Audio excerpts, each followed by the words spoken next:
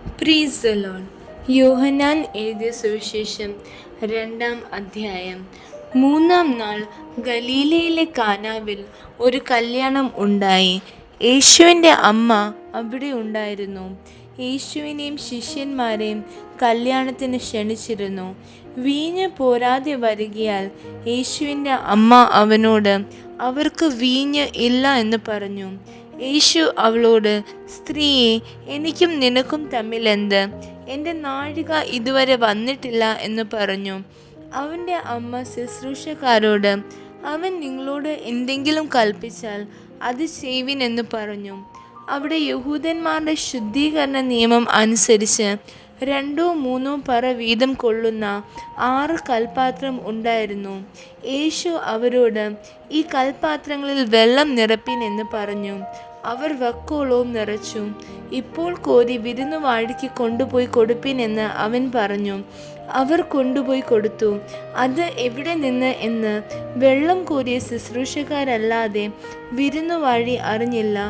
വീഞ്ഞായി തീർന്ന വെള്ളം വിരുന്നുവാഴി രുചി നോക്കിയാറെ മണവാളനെ വിളിച്ചു. എല്ലാവരും ആദ്യം നല്ല വീഞ്ഞും ലഹരി പിടിച്ച ശേഷം എളുപ്പമായതും കൊടുക്കുമാറുണ്ട്. നീ നല്ല വീഞ്ഞ് ഇതുവരെയും സൂക്ഷിച്ചു വച്ചുവല്ലോ എന്ന് അവനോട് പറഞ്ഞു. യേശു ഇതിനെ അടയാളങ്ങളുടെ ആരംഭമായി ഗലീലയിലെ കാനാവിൽ വച്ചു ചെയ്ത് തൻ്റെ മഹത്വം വെളിപ്പെടുത്തി. അവൻ്റെ ശിഷ്യന്മാർ അവനിൽ വിശ്വസിച്ചു. അനന്തരം അവനും അവൻ്റെ അമ്മയും സഹോദരന്മാരും ശിഷ്യന്മാരും കഫർന്നഹൂമിലേക്ക് പോയി. അവിടെ ഏറെ നാൾ പാർത്തില്ല. യഹൂദന്മാരുടെ പെസഹ സമീപമാകൊണ്ട് യേശു യെരൂശലേമിലേക്ക് പോയി.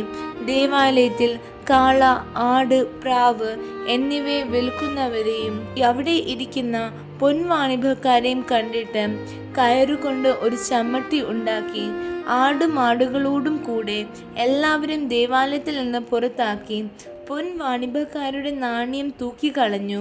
മേശകളെ മറിച്ചിട്ട് പ്രാവുകളെ വിൽക്കുന്നവരോട്, ഇത് ഇവിടെ നിന്ന് കൊണ്ടുപോകുവീൻ, എൻ്റെ പിതാവിൻ്റെ ആലയത്തെ വാണിഭശാല ആക്കരുത് എന്ന് പറഞ്ഞു. അപ്പോൾ അവൻ്റെ ശിഷ്യന്മാർ, നിന്റെ ആലയത്തെക്കുറിച്ചുള്ള എരിവ് എന്നെ തിന്നുകളയുന്നു എന്ന് എഴുതിയിരിക്കുന്നത് ഓർത്തു. എന്നാൽ യഹൂദന്മാർ അവനോട്, നിനക്ക് ഇങ്ങനെ ചെയ്യാമെന്നതിന് നീ എന്ത് അടയാളം കാണിച്ചു തരുമെന്ന് ചോദിച്ചു. യേശു അവരോട്, ഈ മന്ദിരം പൊളിപ്പിൻ, ഞാൻ 3 ദിവസത്തിനകം അതിനെ പണിയുമെന്നുത്തരം പറഞ്ഞു. യഹൂദന്മാർ അവനോട്, ഈ മന്ദിരം 46 സംവത്സരം കൊണ്ട് പണിതിരിക്കുന്നു, നീ 3 ദിവസത്തിനകം അതിനെ പണിയുമോ എന്ന് ചോദിച്ചു. അവനു തൻ്റെ ശരീരം എന്ന മന്ദിരത്തെക്കുറിച്ചത്രേ പറഞ്ഞത്.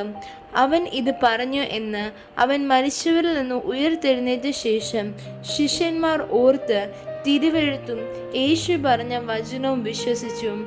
പെസഹ പെരുന്നാളിൽ യെരൂശലേമിൽ ഇരിക്കുമ്പോൾ അവൻ ചെയ്ത അടയാളങ്ങൾ കണ്ടിട്ട് പലരും അവൻ്റെ നാമത്തിൽ വിശ്വസിച്ചു.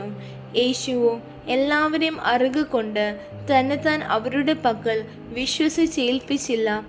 മനുഷ്യനിലുള്ളത് എന്ത് എന്ന് സ്വതവേ അറിഞ്ഞിരിക്കാൻ തനിക്ക് മനുഷ്യനെക്കുറിച്ച് യാതൊരുത്തൻ്റെയും സാക്ഷ്യം ആവശ്യമായിരുന്നില്ല.